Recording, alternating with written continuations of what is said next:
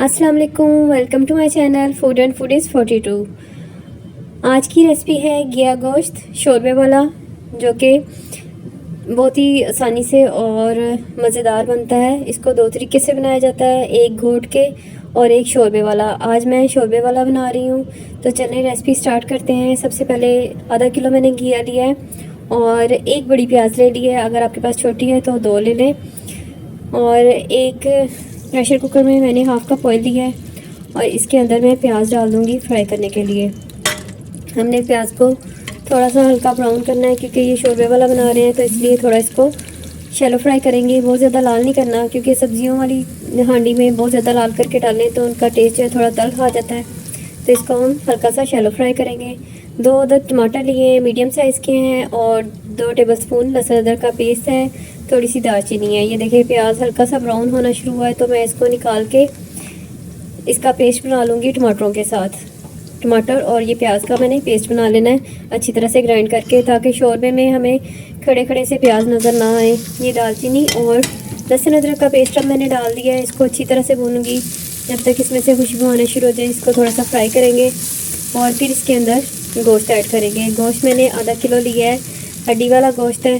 तो शोरबे में आधा किलो घी है और आधा किलो ही गोश्त है। इसको मैं डाल के इसको फ्राई करूँगी तब तक जब तक इसका कलर चेंज ना हो जाए। गोश्त को फ्राई करने से इसकी स्मेल ख़त्म हो जाती है और इसमें से खुशबू आना शुरू हो जाती है। और शोरबे में जो आपने पकाना हो उसमें लाजमी कोशिश करें कि इसको फ्राई करके ही डालें।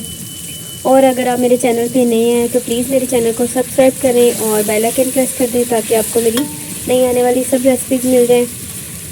ये देखें 3-4 मिनट बाद ही इसका कलर चेंज हो गया है और गोश्त फ्राई होना शुरू हो गया है।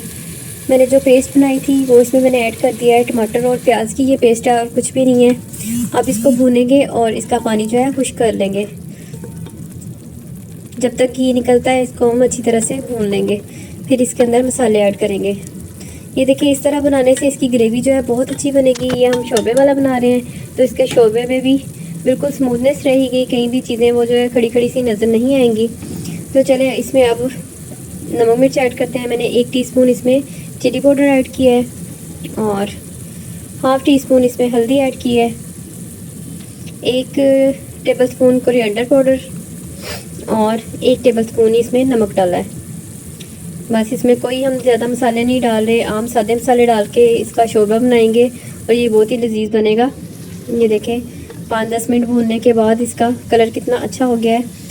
अब मैं इसमें तकरीबन 2 से 2.5 गिलास पानी डाल के इसको प्रेशर बंद कर दूँगी। ये 3-4 मैंने सब्ज़ मिर्चें ऐड की हैं। शोरबे में इसका टेस्ट बहुत अच्छा आता है, इसलिए इसको मैं भूनते वक्त साथ ऐड कर रही हूँ। ये जिस जगह मैंने ग्राइंड किया था उसी में मैंने पानी डाल के, ताकि वो हमारा मिक्सचर बाकी का जो उसमें लगा रह गया था ज़ाया ना हो, मैंने इसमें डाल दिया है 2-3 गिलास पानी डाल के। अब मैंने इस प्रेशर चला दिया है तकरीबन 12 से 15 मिनट के लिए। तकरीबन 12 मिनट ही मैं चलाऊँगी।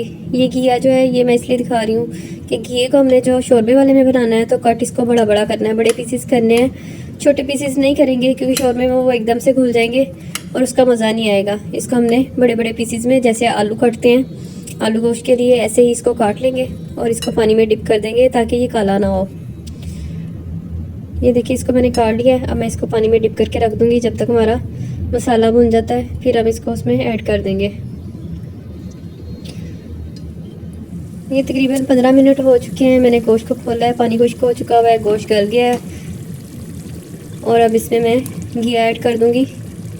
घी को ऐड करने के बाद हम 2-3 मिनट तक भूनेंगे और फिर इसको दोबारा से पानी डाल के पकने के लिए रख देंगे। शोरबा आप अपनी मर्ज़ी का बना सकते हैं। अगर आपको खाली ग्रेवी चाहिए तो आप इसमें कम पानी डालें और इसको हल्की आंच पे 15-20 मिनट पका लें जब तक ये घिया गल जाए। और अगर आपको ज़्यादा चाहिए शोरबा तो ज़्यादा पानी डाल लें।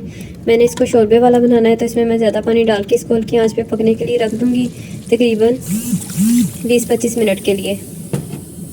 एंड पे हम इसके ऊपर थोड़ी सी गार्निशिंग करेंगे जब ये अच्छी तरह से घिया गल जाएगा और इसके ऊपर घी आ जाएगा। ये देखें घिया गल चुका है। अब इसके ऊपर मैंने हल्की सी काली मिर्च जो है हाफ़ टी स्पून तकरीबन इसमें डालूँगी, इससे इसका टेस्ट बहुत अच्छा आता है शोरबे का।